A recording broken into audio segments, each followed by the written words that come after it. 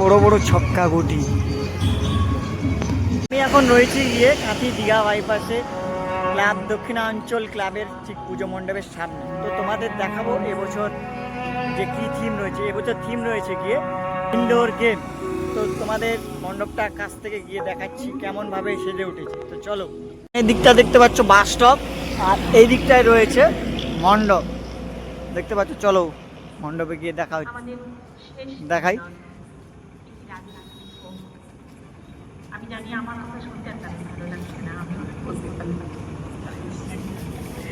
দেখতে পাচ্ছ এইখান থেকে মণ্ডপটা বেশ দারুণ লাগছে। পুরোপুরি গেম, ছোটোবেলায় বা বড় অবস্থায় যেসব গেম খেলে থাকে সবাই, সেই সব গেম রয়েছে এখানে। সাপ, লুডো আর তাস এইসব কিছু সব রয়েছে। আর দাবা রয়েছে, চেস গেম। তো বেশ ভালো লাগছে এই ব্যাপারটা। দেখো নতুনত্ব মণ্ডপ দেখতে পেলাম এবছর 2024-এর পুজো মণ্ডপে দক্ষিণাঞ্চলে। দেখতেই পাচ্ছ পুরোপুরি মণ্ডপটা এইভাবে রয়েছে। দেখছো বড় বড় লুডো গুটি, ছক্কা গুটি এইসব রয়েছে পুরোপুরি। চেস বোর্ড উপরে দেখতে পাচ্ছি, চেস বোর্ড, এদিকে সাপ। তো গাইস এখানে যে চেস বোর্ডের গুটিগুলো দেখতে পাচ্ছ, তো এই গুটিগুলো পুরোপুরি থার্মোকল দিয়ে বানানো হয়েছে। আর এই দিকটা রয়েছে লুডোর যে বোর্ড, আর উপরের দিকটা সাপের যে লুডোর ভেতরে যে সাপ গেম ওটাও রয়েছে। আর এই দিকটাও দেখতে পাচ্ছ যে তাসপালিও রয়েছে। এখানে সব গেমিং ব্যাপারগুলো এখানে রয়েছে। তো দেখতেই পাচ্ছি পুরো মণ্ডপটা বিশাল বড় বড় একটা ছক্কা গুটি এখানেও দেখতে পাচ্ছ মণ্ডপের ঠিক সামনে রয়েছে। আর পুরো যে মণ্ডপটা তো গেমিংয়ের ব্যাপারটা রয়েছে, বড় বড় ছক্কা গুটি।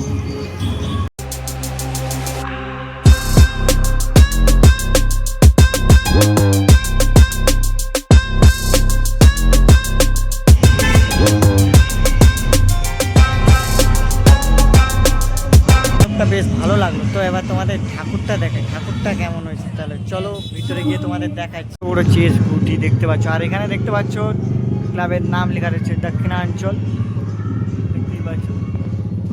মণ্ডপের মধ্যে ঢোকার মুখে এইভাবে যে ছক্কা গুটিগুলো রয়েছে, ছক্কা গুটিগুলোকে এইভাবে হ্যাঙ্গিং করে এইভাবে ডিজাইন করা হয়েছে। আর মণ্ডপের ভিতরের যে পজিশনটা দেখতে পাচ্ছ উপরেরটা, তো পুরোপুরি যে তাসপালি হয়, তাসপালিকে এক একটি করে ঝুলিয়ে ঝুলিয়ে এইভাবে ডিজাইন করা হয়েছে। আর তার যে নিচ থেকে এমনভাবে লাইট মারাচ্ছে, বেশ ভালো লাগছে। আর এইখানে এই বোর্ডটার নাম কি যেন বলে, আমার ঠিক জানা নেই।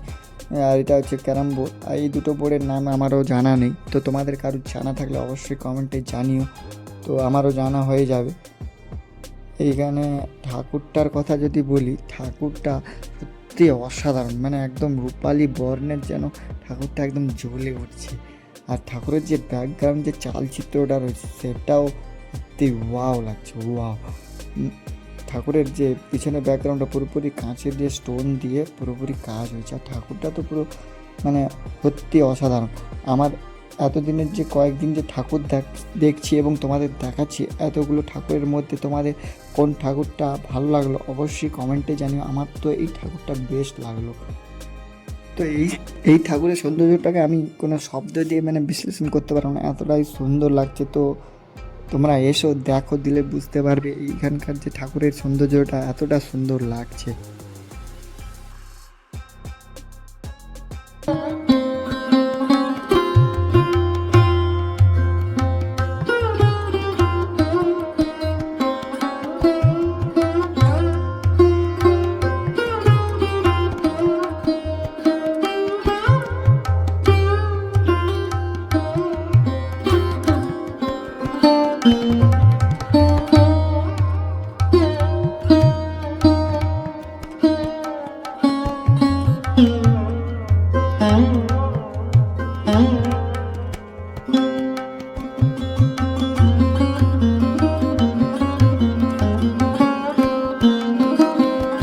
বন্ধুরা টাটা, নতুন ভিডিওতে আবার দেখা হচ্ছে।